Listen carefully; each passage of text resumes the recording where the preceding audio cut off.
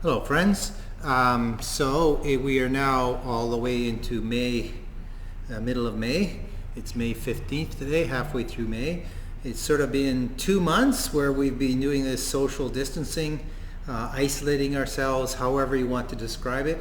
It kind of feels like it's been longer. It kind of feels like it's been shorter, depending on our circumstances and our lives.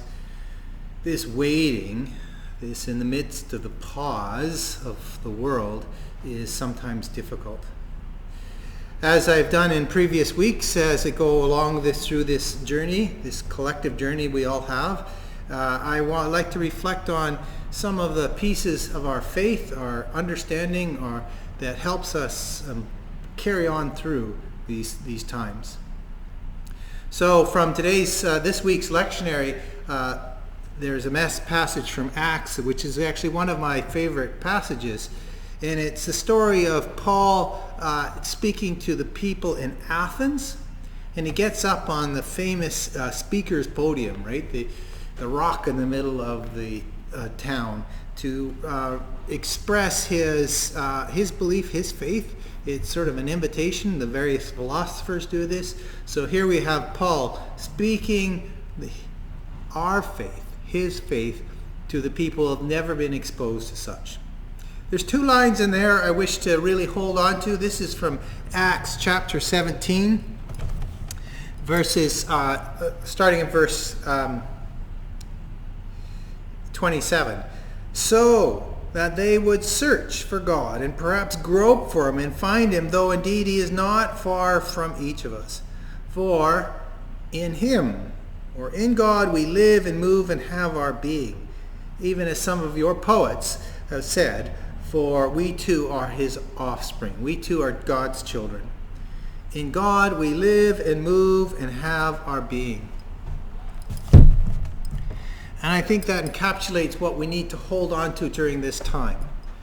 It is not that we are isolated or distant, because we have our very core being, our true selves, our being of who we are is already in.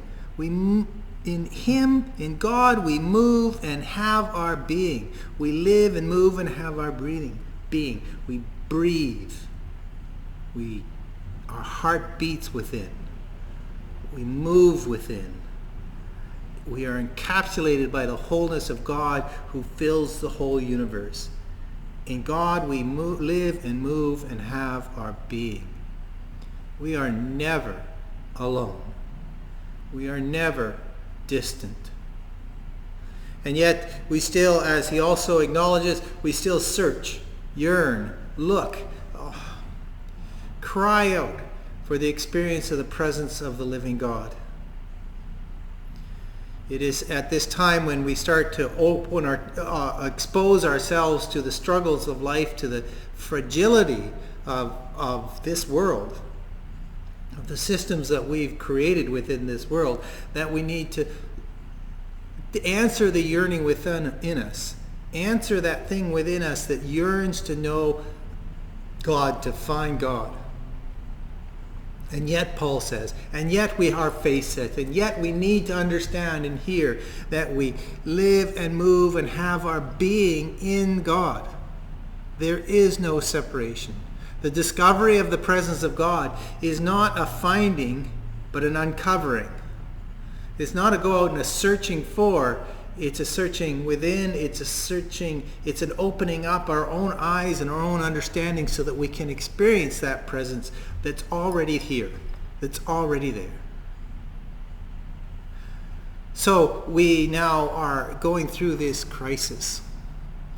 Maybe crisis isn't quite the right word. We're going through this pause, this reset, this reworking of our lives in the world. And we're discovering things like just how beautiful and how important a relationship is, and the love we have for one another. And here is the truth that we can hold on to. That relationship, those relationships, that love, that connection that we yearn for and we have, is all grounded in the idea and the understanding that God is between us, connected between us.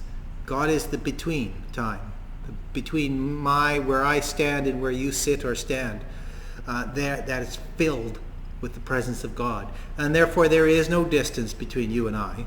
There is no distance between you and your friends and your family, your children, your grandchildren, your grandparents, your parents, your brothers and sisters.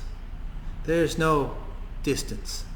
For it is that gap is completely filled in with the presence of the living God, who binds us together as the children of God.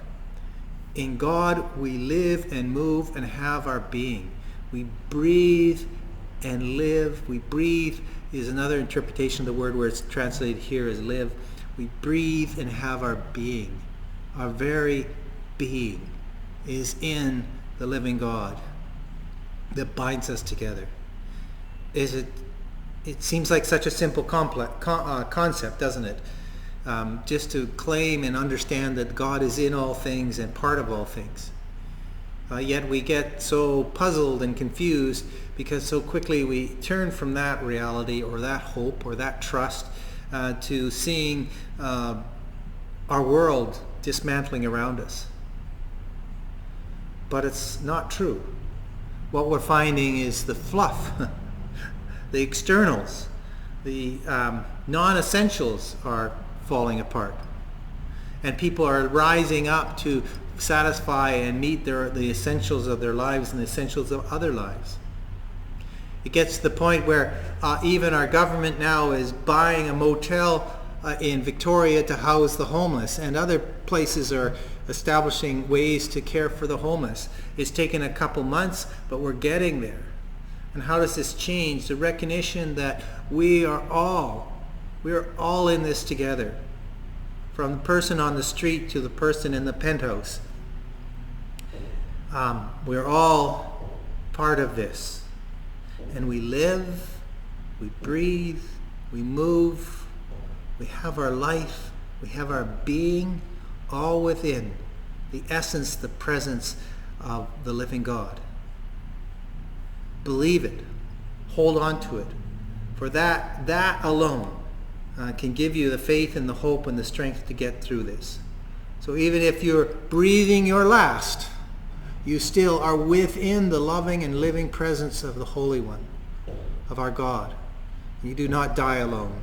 And you do not die, it's not the end, because you go then into the full presence of that God, a full awareness of that God. That's my faith, that's my hope, that's my trust. And I believe and hold on to the fact that God is trustworthy. That as we live and move and breathe and have our being in God now, so it will be always. Always. My friends, a deep blessing upon you as you journey through your life. May you live and breathe and have your being in God and know it down deep in the core of your heart. A deep blessing of the living Christ be with you as you seek out the wisdom of Christ to guide you and sustain you. And the deep blessing of God's Spirit be with you to fill you with compassion for others, compassion for yourself, love for the world. May it always be true.